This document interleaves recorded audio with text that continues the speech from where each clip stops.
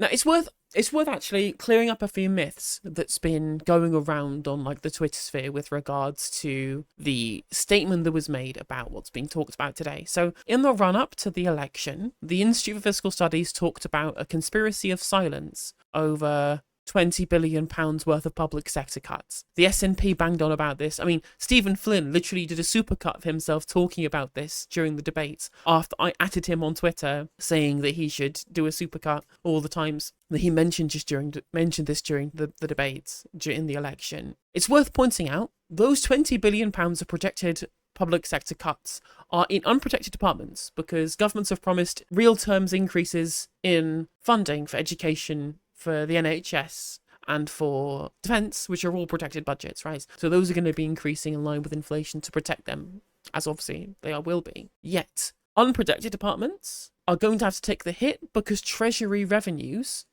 receipts are not increasing enough to cover for real terms increases for both because growth is so low. And growth is projected to stay low despite what Labour keeps saying. So that was what the £20 billion of public sector cuts was referring to in the IFS statement about a conspiracy of silence in the run-up to the election. We talked about it, Owen talked about it, Ash talked about it, loads of people talked about it. It was mentioned lots of times in the run-up to the election. That's not been touched at all by any of the statements that have been made today. Even though the number is very similar, 22 billion versus 20 billion, these aren't the same things. The numbers that's being talked about today is about some numbers that were open, some numbers that are new, and some numbers that were covered up by the government. So when it comes to 9 billion of this, or I guess 6 billion of this, I guess, is the increase in public sector pay. So the reason why Rachel Reeves is trying to frame this as being the Conservative cover-up is because it's from the independent pay review bodies, which is kind of a rhetorical sleight of hand here. Now, that's £9 billion of additional money the government's going to have to find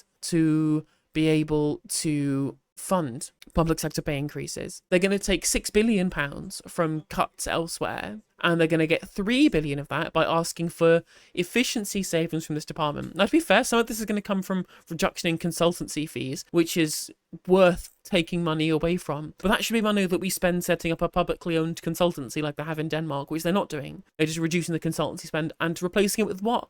We don't know. On top of that, they're going to have to find efficiency savings, which is basically the same as austerity, because that's what David Cameron and George Osborne did. Said, we need to find efficiency savings. So service provision will go down because they won't increase taxation to be able to have a similar amount of money being spent in terms of actual service provision, and of course having the pay demands of public sector staff met as well. And it's good that they're meeting them, but they're not funding it properly. About 6 billion of this is money that genuinely was covered up by the government over asylum. So if you look at this statement that's made here, you look at here where it says asylum and legal migration, 6.4 billion, that was essentially an overspend. Now, this was actually hidden. This wasn't in any of the reports before the election and was only found once they got hold of the books. This is basically the only thing that Labour can say is something that they didn't know about beforehand.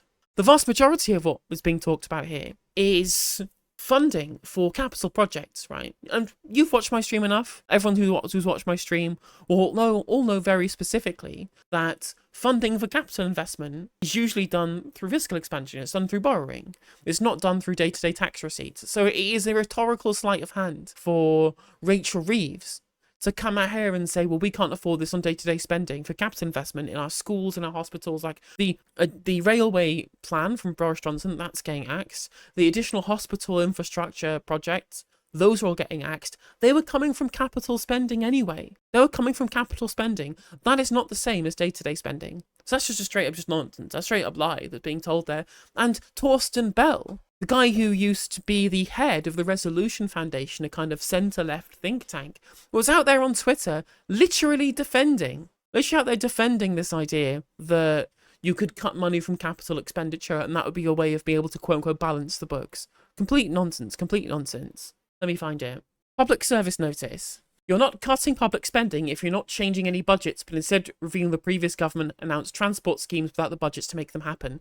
The transport schemes were investment schemes. They were building new railways. We were also going to be building new hospitals. This is capital investment. This comes out of borrowing. This doesn't come from tax receipts. the budgets would be inclusive of some amount of borrowing to be able to pay for those infrastructure investments. The reason why they have to get cut is not because there is a black hole in the nation's finances, which is something that you should remove from your lexicon. There is no such thing as a black hole in the nation's finances. Please stop saying it. It's essentially a household budget thing, and all it does is paint the wrong picture of macroeconomics when it comes to the government's budgets in people's minds when they listen to you. So just don't talk about black holes, right? The issue is that Rachel Reeves' specific fiscal rule around debt having to be falling as a percentage of GDP by the end of the parliament precludes them from borrowing too much. It essentially puts a limit on the amount that they can borrow based upon projections for the size of the economy by the end of the 5-year period. That is what is precluding them from doing this investment. And investments in hospitals, investments in roads, investments in railways, capital spending to increase the size of the economy is a pro-growth measure. If we want to have extra tax receipts by growing the economy, as they bang on about all the time, highest growth in the G7, one of their very key missions in the run-up to the election, if they want to be serious about this, they have to spend some money on infrastructure. And they are cutting the most basic levels of infrastructure, like things like HS2, local railway lines, and of course hospitals, which is all part of economic mobility, getting people back to work if they're on sick lists because they're waiting for hospital treatment, right? These are all things that are pro-growth policies, and they are expansionary ones that are going to be able to increase wages too. It is ridiculous to say you want to grow the economy to have extra tax receipts when you won't spend on infrastructure. This is really stupid policy, and it's only because of the fiscal rule. Like, here is Torsten Bell, right? The man of the Edstone himself, out here trying to pretend that capital budgets for transport schemes come out of day-to-day spending rather than out of fiscal expansion. He's just chatting shit. He's just chatting absolute shit. Oh, you're absolutely right, NW. They should extend the fiscal rule to 10 years. John McDonnell was 100% right about that. Okay, just somebody who previously was respected as the head of a think tank, now just being a Labour Party apparatchik. Jeevan Sandhu is doing this as well, from the NEF, but now as a Labour MP too. These people just, no shame, no embarrassment about it. They're also apparently going to be selling off state assets, as reported by LBC. They'll be selling off state assets to pay for this budget shortfall, for example, which is very Cameron and Osborne after tens of billions of pounds of public assets were sold off. And the frustration is whilst I have, unlike some other people, I have a little bit more sympathy with Rachel Reeves after looking through the information on this. Like, I have sympathy with the fact that the asylum staff was indeed genuinely not on the books and is something they have revealed right now. And it's good that they are doing things like increasing public sector pay and trying to cut down consultancies being used by the public sector. Like, these are fine. But I will not stand for the lies. I will not stand for the lies. I will not stand for the lies about how monetary budgets work. They were the ones, so someone from The Economist was literally talking about household budgets and saying, oh, is it returned to 2010? Is George Osborne returned? I'm like, you're from The Economist. The Economist in 2010, when they backed the Conservative Party in the 2010 general election, described Alistair Darling's fiscal stimulus plan, his counter-cyclical stimulus plan after the Great Recession, as being a liberty-destroying leviathan. You have no position to talk about, like, the incorrectness of the description of the modern economy as being like a household budget. This is ridiculous, and this is the position that we're in now. And this is just the nonsense. All of these people who were respected people, economics-wise, before coming into Parliament, are now talking about both Rachel Reeves, Torsten Bell, all of these people are just essentially being incredibly dishonest about macro finance and how the economy works, rather than explaining it to members of the public. And what I won't accept were the lies in the run-up to the election as well. Not only, we still have to deal with the £18 billion of public sector cuts that Stephen Flynn was talking about, because these budgets also don't fix the shortfall in funding for unprotected departments that's predicted to increase over the course of the Parliament if growth doesn't happen in the way that Labour say they're going to get. So that's already going to be coming down the line. Those cuts, those reductions in provision from unprotected departments. And in the run-up to the election, Keir Starmer said, we're not going to be doing any more austerity. Rachel Reeves said, there'll be no return to austerity. Anna Sarwar said, read my lips, no austerity under Labour. First statement from the Chancellor in the House of Commons, we're going to be cutting winter fuel payments.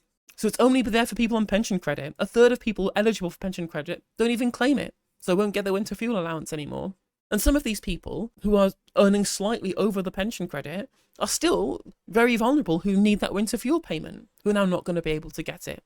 This is ridiculous that they're doing this, on top of, wanting departments to find efficiency savings and selling off state-owned property to be able to do that as well. They could literally, immediately create a tiered system of interest payments on Bank of England QE reserves and save billions of pounds that they are currently throwing away in terms of interest payments on QE owned by the Bank of England. They could do that immediately. Instead of that, they're taking money away from pensioners.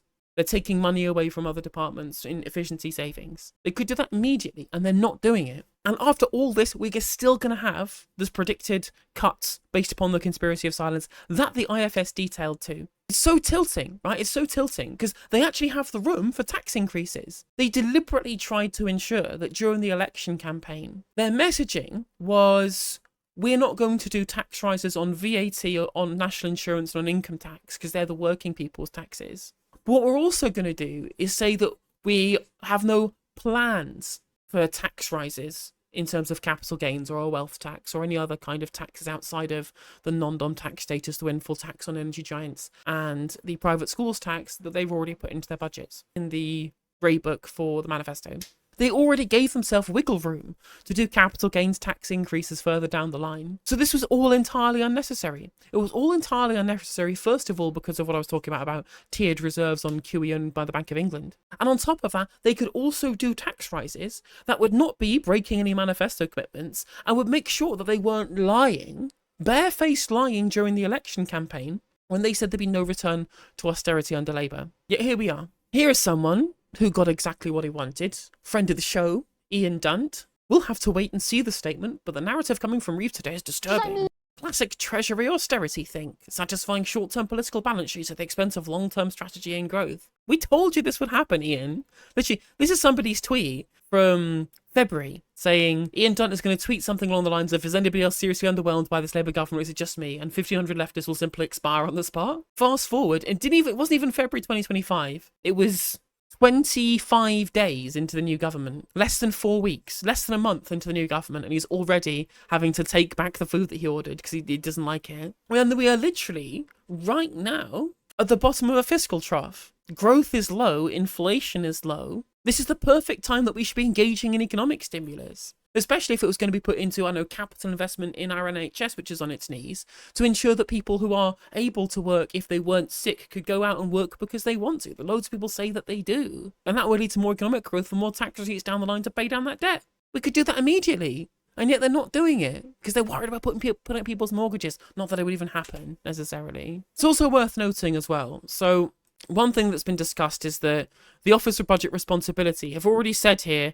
that there are a bunch of things here that were indeed covered up by the Conservatives in terms of how they had over-budgeted for a bunch of projects that they had said. So when the OBR sets their recommendations on spending, the funding allocation that they use in terms of the estimated cost of political projects, they have to go by what the government says when they make their estimations. Yet the OBR last year, they published a report saying, actually, we think that borrowing is going to be higher because we think that the cost of these investment projects coming from fiscal expansion are going to be more expensive than the government has predicted they will be. So borrowing will be higher than has been projected by the government. They said that last year, and they're also saying this now, explicitly talking about they were the largest overspends against forecasts outside of the pandemic years. So again, it's not completely untrue that the Conservatives were hiding things and they were making frivolous projections that made no sense, right? But this isn't necessarily untrue. But that doesn't mean that the Labour can get away with going through the election trying to say that, well, we'll do austerity if we're forced to by looking at the books and thinking that it's bad. That doesn't let them get away with it. It doesn't let them get away with making terrible decisions in where they try and get the money from, for example. Still sending money to Ukraine, for example. Still spending money on Trident, still paying money to the Bank of England on QE reserves. Again, I don't think we should get rid of all of that, but I think we should have a tiered system, and that would save, probably multiple billions of pounds every year that could be better used in, winter fuel payments for poor pensioners. That's it. So Matt McFadden was on Good Morning Britain this morning talking about what was happening here. Let's have a look and see what he had to say. Chancellor Rachel Reeves is expected to reveal a £20 billion black hole in the public finances today. Chancellor of the Duchy of Lancaster, Pat McFadden, joins us live from Westminster now. A very good morning to you. Look, There is the narrative appears to be that Rachel Reeves walked into the office and felt surprised or stunned by the black hole, as has been described, and yet the IFS said the broad scale of the challenge was apparent pre-election. Is it a bit dishonest, really, to be feigning surprise and, you know, that to be the story? Well, we knew we were going to inherit a difficult situation. There were some things that we knew. We knew that living standards at the start of this Parliament were even lower than they were at the start of the last Parliament. We knew that the country had suffered very high inflation in recent years. We knew about the debt levels. So we knew it was going to be a tough situation. But we have discovered new things in the few short weeks since the election that have made the public spending picture even worse. For example, the country's reserve being used to fund unfunded asylum pressures as a result of the failure of the government's asylum and immigration policy, the costs of the Rwanda scheme, hundreds of millions of pounds more than the public were being told about, a letter on the desk of the Education Secretary with a pay offer for teachers that the public weren't told about during the election, and more. And the Chancellor, Rachel Reeves, I mean, a recommendation for a pay increase is not the same as something that would have been in the budget. That's not a lie that you were told by them. Again, I think that it's good that you are meeting a pay offer for the teachers. I think that it's a good thing. I just think that that shouldn't be paid for by cutting from the education department. They could reverse the national insurance cut. They absolutely should reverse the national insurance cut. You absolutely should get rid of the national insurance cut. It was 20 billion. It was literally a 20 billion pound cut that they did. And they essentially did it as an election bonanza, and I had no idea how they were going to square the circle when it came to funding for it. will reveal all of this to Parliament when she makes her statement this afternoon. Pat McFadden, can I just put to you some of the comments we've had on the email and Twitter into us this morning? James says it's just an excuse to put up taxes, something the Labour said they wouldn't do. Ragos said they will use it as an excuse to raise taxes. Kel Surprise, vote Labour and get higher taxes. Yaga says we already knew about the black hole. This is just Labour making the excuses ready to raise taxes. That was very interesting, right? This interview is between somebody who used to be Shadow Chancellor of the Exchequer for the Labour Party, interviewing the current Chancellor of the Duchy of Lancaster, Pat McFadden, from the Labour Party. And what Ed Balls is setting him up for here is saying, oh, well, my guests are worried that Labour are going to raise taxes. Is that true, Pat McFadden? When, of course, Ed Ball has read the news, he knows that taxes aren't going up. Like, what was being done here was a bunch of cuts to other services and other parts of public finances to be able to pay for these things. And so he's just deliberately doing a setup here because these people are part of the same club. And not just the Labour club, but the rich politician, journalist wankfest club.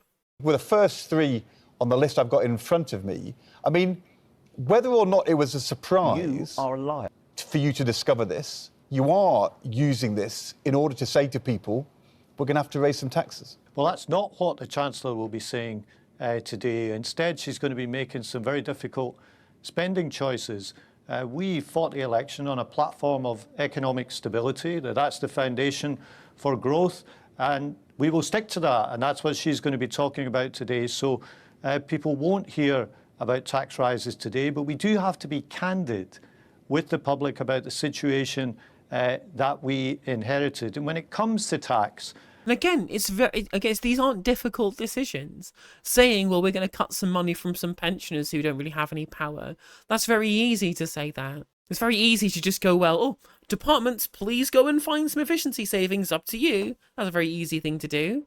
Leave it in the hands of the people running the departments rather than, the actual kind of fiscal pressure being put upon the Chancellor of the Exchequer to, I don't know, tax rich people who have a lot of power and are actually very difficult to tax because of the political pressure for them not to do so. That would be a difficult decision. Taking money away from people who are completely powerless is an incredibly easy and cowardly political decision from Labour.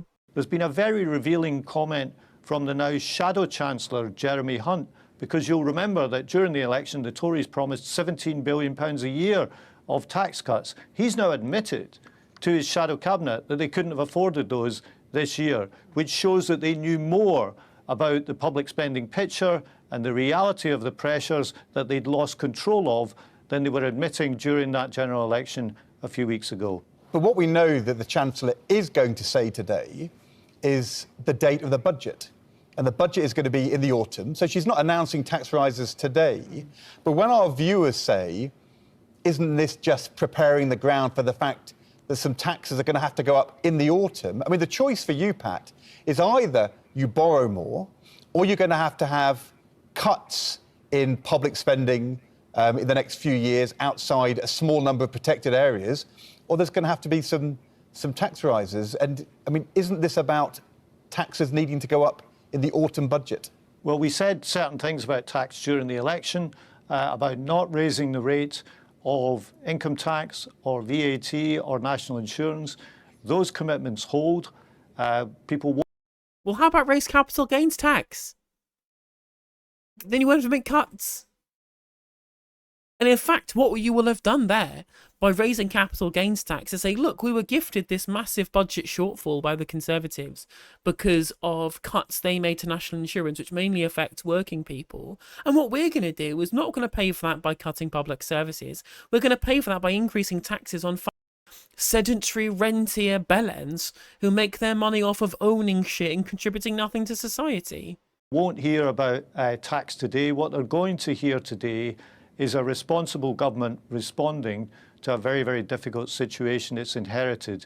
And what people should expect today is some quite tough decisions on spending. And those are difficult to take, but we have to respond to the situation that we have inherited. And what I think angers my colleagues is contrasting that with these lofty promises of tax cuts that the Tories made during the election, which they're now admitting were completely unaffordable. Hey there, if you enjoyed the video, make sure that you like and leave a comment. That helps the video out in the algorithm. If you subscribe and ring the bell, it'll let you know when I go live. I stream every day on YouTube and Twitch. You can also follow all of my socials down in the description. And if you want to support me in a more financial manner, there's a join button for memberships. It's just 99p to be a member on YouTube, as well as a Patreon, and there's some merch there as well. And hopefully I'll catch you on the next video. Take care.